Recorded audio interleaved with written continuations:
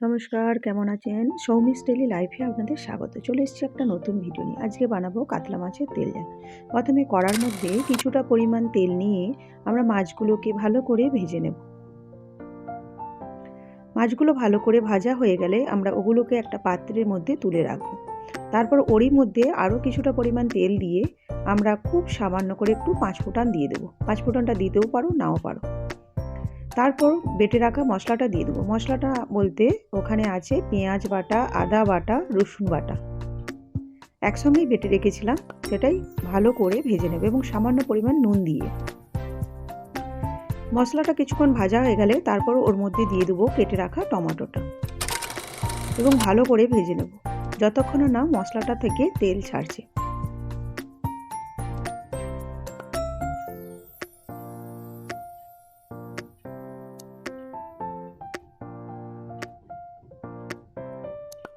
এরপর মশলাটা যখন ভালো করে ভাজা হয়ে যাবে ওর মধ্যে দিয়ে দেবো বেটে রাখা সর্ষে, পোস্ত এবং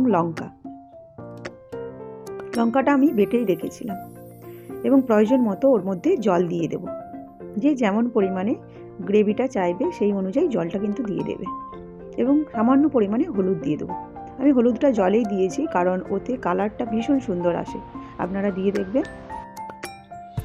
তারপর ওর মধ্যে দিয়ে দেবো ভেজে রাখা মাছগুলো। আমার তো তৈরি কাতলা মাছের তেল ঝাল এবং শেষে দিয়ে দেবো ধনেপাতা।